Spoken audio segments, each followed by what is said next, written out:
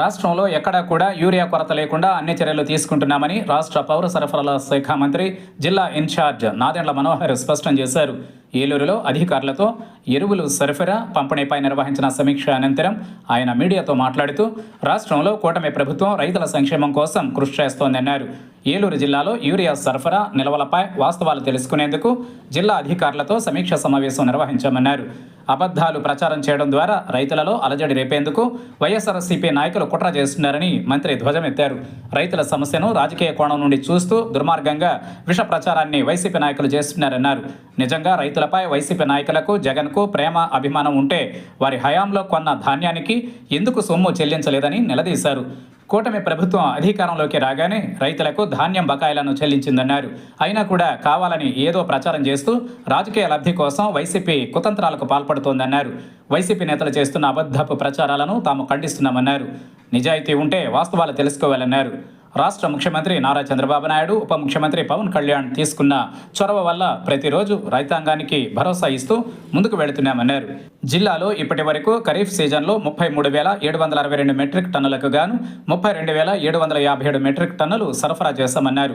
రానున్న రోజులలో మరో 2,200 మెట్రిక్ టన్నులు అందుబాటులో ఉంచి యూరియా కొరత లేదనే భావన కల్పిస్తున్నామన్నారు. ఈ విషయంలో రైతులలో అవగాహన కల్పించేందుకు చర్యలు చేపట్టామన్నారు. ఈ సమావేశానికి దూర ప్రాంతాల నుంచి కూడా తరలి వచ్చి హాజరైనందుకు రైతు సోదరులందరికీ, అధికారులకు, గౌరవ ప్రజాప్రతినిధులు అందరూ కూడా మనస్ఫూర్తిగా నేను ధన్యవాదాలు తెలుపుకుంటున్నాను. సమస్య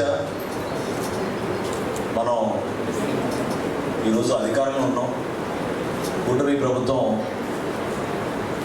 రైతు శ్రేయస్సుని లక్ష్యంగా దృష్టిలో గౌరవ ముఖ్యమంత్రి గారు చంద్రబాబు నాయుడు గారి ఆధ్వర్యంలో రాష్ట్రంలో చేస్తున్న ప్రతి కార్యక్రమం కూడా రైతాంగానికి ఏ విధంగా ఒక భరోసా ఇవ్వాలి, అండగా నిలబడాలి, వ్యవసాయ రంగంలో కూడా టెక్నాలజీని ఉపయోగించి మరింత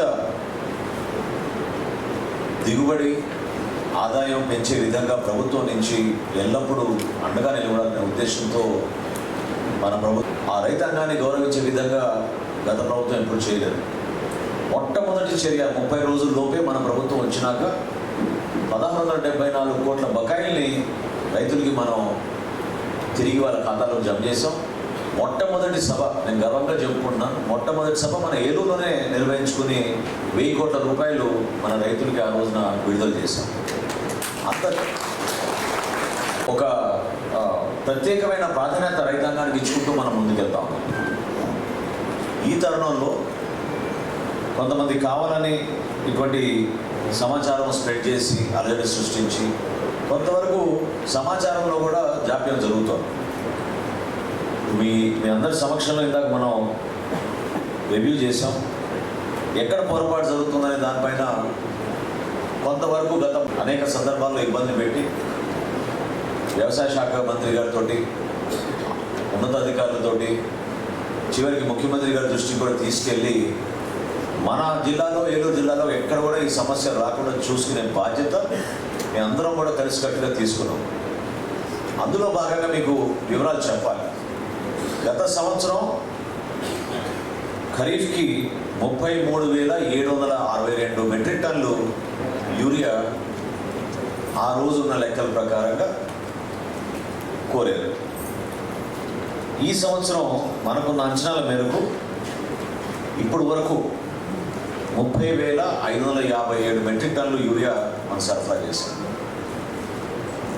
నిన్న ఉదయం నుంచి దాదాపు 15-20 సార్లు ఫోన్లో మాట్లాడుకుని అందరితో సమీక్షించినాక అదనంగా 2,200 మెట్రిక్ టన్నులు పోలవరం గారు కూడా, ఆయన మన బాలరాజు గారు కూడా చెప్పారు, ఒక 2 మండలాలు ప్రత్యేకంగా దృష్టి సారించి అక్కడ ఇబ్బంది జరగకుండా చూసుకోమని.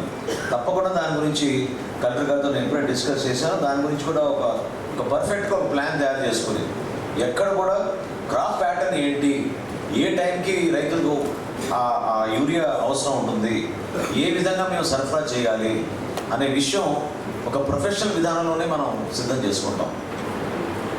7 మండలాలకు సంబంధించి యూరియా అంతా కూడా పర్ఫెక్ట్గానే ఉంది. ఎందుకంటే ఇప్పుడున్న ఎన్డీఏ కూటమి ప్రభుత్వం రైతుల్ని ప్రత్యేకమైన దృష్టితో రోజు ముందుకు తీసుకువెళ్తుంది. కావాలనే కొంతమంది వైసీపీ నాయకులు లేకపోతే గ్రామాల్లో ఉండేటువంటి నాయకులు దీన్ని ప్రాపగండం చేయడానికి, అలాగే ఎన్డీఏ కూటమి మీద బురజల్లడానికి కావాలని తప్పుడు ప్రచారం చేస్తున్నారు. కానీ అన్ని చోట్ల కూడా యూరియా కానీ లేకపోతే ఎరువుల కొరత ఎక్కడా కూడా లేదు అని బాధ అనే ఒక సంకోచించి ఈరోజు ఎక్కువ తీసుకెళ్ళడం జరుగుతుంది. కానీ అందరికీ కూడా రైతులందరికీ కూడా మంచిగా ఎరువులు అందుతున్నాయి. ఇవి కొంతమంది వైసీపీ వాళ్ళే కావాలని చేస్తున్నారు సార్. దీన్ని కొద్దిగా అధికారుల తరఫున ఎక్కడికక్కడ ప్రెస్ మీట్లు పెట్టి దీన్ని ఖండిస్తే ఖచ్చితంగా ఈ ప్రాపగండా అనేది పోతుంది. ట్యాక్స్ చైర్మన్స్ డౌన్ స్ట్రీమ్లో ఉన్న షార్ట్ ఫాల్స్ లేకపోతే ఇష్యూస్ వాళ్ళు క్లియర్గా చెప్పారు.